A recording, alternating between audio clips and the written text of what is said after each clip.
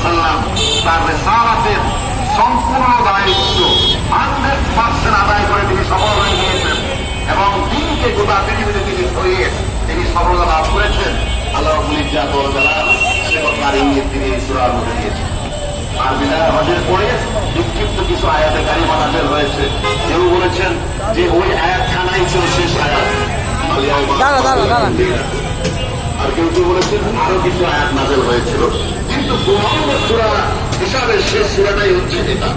আল্লাহ রাব্বুল ইজ্জাত ওয়াল জালাল তিনি এই সূরাখানা নাযিল করে আমাদেরকে কি বললেন যে যখন তোমরা সফল হবে তো সফলতা আসে কার পক্ষ থেকে?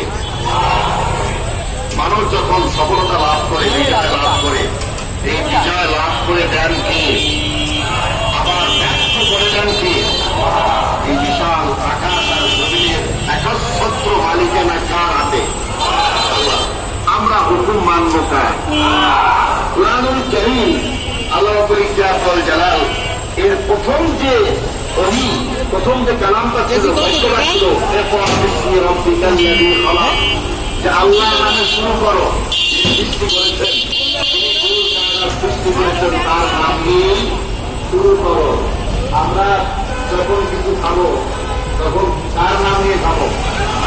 যখন আমরা ঘর থেকে বের হবো কার নামে আমরা বের হবো? যখন আমরা কিতাব পড়বো কার নামে আমরা শুরু করবো? সব কিছুর কাজের শুরুতে ওই আল্লাহর নাম নিয়ে শুরু করতে হবে। আল্লাহ রাসূল বলেছেন প্রত্যেকটা কাজ যে কাজটা বিসমিল্লাহ দিয়ে শুরু করা হয় যে ওই কাজটাই সম্পূর্ণ পূর্ণতা লাভ করে। আর যেটা আল্লাহ মিষ্টি মামা মিষ্টি ওই কাজটা থাকে দাম্বুরা ফাহুয়া আবতারু ওয়া আকতারু, অর্থাৎ ওই কাজটা থাকে অসম্পূর্ণ, এই কাজটা থাকে বেশিটা। তো আমরা দেখতে পেয়েছি আমাদের মানা করে। আর আল্লাহ রাব্বুল ইজ্জাত জালালু আমাদের একটা সংবিধান দিয়েছে। এই সংবিধানের শুরুতে বিসমিল্লাহির রহমানির রহিম লেখা আছে কি নাই? আর আমাদের রাষ্ট্রের একটা সংবিধান আছে, সেখানে বিসমিল্লাহির রহমানির রহিম লেখা আছে, ছিল এক সময় না?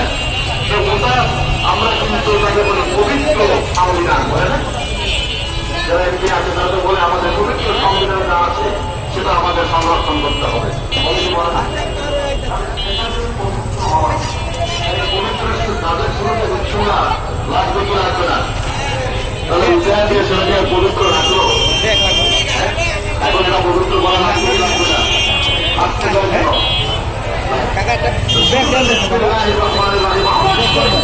সংশোধন করে যা কিছু ভালো লাগে